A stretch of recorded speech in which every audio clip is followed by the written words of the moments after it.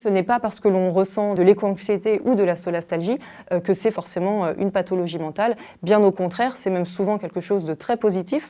Bonjour, donc je m'appelle Alice Desbioles, je suis médecin de santé publique et épidémiologiste et j'ai écrit un livre sur l'éco-anxiété. L'éco-anxiété, c'est un état d'âme, ce sont des questions, des émotions que l'on peut ressentir lorsque l'on prend conscience de ce que j'appelle les désordres du monde, donc tout ce qui va être réchauffement climatique, effondrement de la biodiversité, toutes les conséquences humaines aussi que cela peut avoir. Voilà, ça peut générer ce que l'on appelle de l'éco-anxiété ou encore de la solastalgie.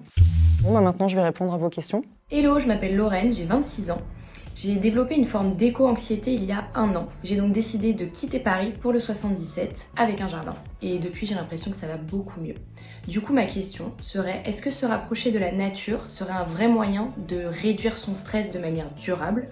Et vivre dans une grande ville est-il un facteur favorisant l'éco-anxiété? Très belle question que pose Lorraine. Alors effectivement, vous avez pas mal d'études scientifiques qui retrouvent que le contact avec la nature, c'est bon pour la santé mentale, c'est bon pour le bien-être, le lien social, pour la santé physique. Donc oui, il y a bien sûr des bienfaits au contact de la nature pour notre santé. Par contre, vous avez des études qui alertent sur le fait que effectivement, lorsque vous êtes en ville, vous êtes un petit peu plus stressé et vous êtes plus à risque de certaines maladies mentales, notamment comme la dépression. Essayez de trouver du contact avec la nature, aller marcher en forêt, aller marcher dans un parc. Tout ça, c'est très bon en fait pour la santé mentale et pour la santé physique d'ailleurs. Je m'appelle Maëlle, j'ai 23 ans et je suis là aujourd'hui pour témoigner de mon éco-anxiété. Et ça se traduisait par vraiment, je dirais, un vide, une incapacité à se projeter dans l'avenir, vraiment un stress un peu permanent. Aujourd'hui, ça va mieux. Je travaille dans une association d'accompagnement à la transition écologique et solidaire. Moi, je me demande aussi ce qui est possible de faire à son échelle, au quotidien, chez soi, si on n'a pas forcément les capacités de trouver un travail qui nous plaît comme ça et qui a du sens. Je trouve très intéressant qu'elle se questionne sur, à défaut d'avoir, si on n'a pas ma chance, qu'est-ce qu'on peut faire au quotidien pour se sentir mieux. Ça passe par peut-être voilà, une manière de s'alimenter qui soit plus respectueuse de l'environnement, adopter un mode de vie qui soit un petit peu moins polluant, par exemple en limitant les déchets qu'on va produire, essayer de bouger de manière un petit peu plus active. En plus, tout ça, c'est bon pour la santé. Bonjour, je m'appelle Marie Petit, j'ai 31 ans. Je suis enseignante. J'ai mis en place tout un tas de choses très concrètes dans ma vie. J'ai changé de banque, j'ai changé de fournisseur d'électricité, j'ai fait des petites réunions à la maison. Et ensuite, au travail, j'ai fait du zéro déchet à l'école et j'ai emmené de plus en plus mes élèves travailler à l'extérieur et en forêt. Alors moi, j'avais une question.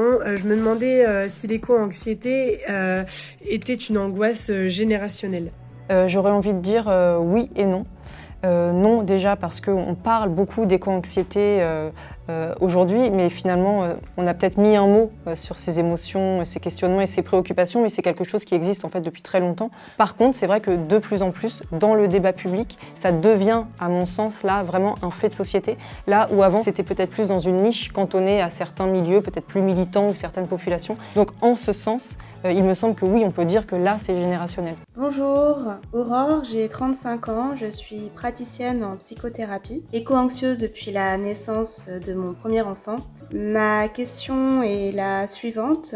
Comment expliquez-vous qu'il y ait encore si peu de personnes qui ressentent de l'éco-anxiété alors que nous sommes tous concernés par notre environnement qui se dégrade? C'est une très bonne question. Peut-être que ça touche aussi quelque part à notre identité profonde, à l'identité même de notre société, qui a pris certaines habitudes en termes de consommation, en termes de déplacement. Et donc, quelque part, avec toutes les questions écologiques qui invitent à un autre récit, qui invitent à une autre manière de se projeter dans le monde, à une autre manière d'interagir ou d'habiter le monde, ça peut être violent pour des personnes qui vont avoir l'impression qu'on va peut-être remettre en cause complètement leur identité profonde, ce qui a fait toute leur vie. Ce n'est pas parce que l'on ressent de l'éco-anxiété ou de la solastalgie que c'est forcément une pathologie mentale. Bien au contraire, c'est même souvent quelque chose de très positif. C'est même un levier en fait pour peut-être transformer son rapport au monde, son rapport aux autres, son rapport à soi-même. Un nouveau choix dans les études, une nouvelle profession, de nouvelles aspirations et c'est souvent quelque chose de très positif. C'est difficile de porter sur soi tout le désespoir du monde. Donc si on ne peut pas changer le monde ou sauver le monde, c'est une tâche beaucoup trop importante pour un seul individu.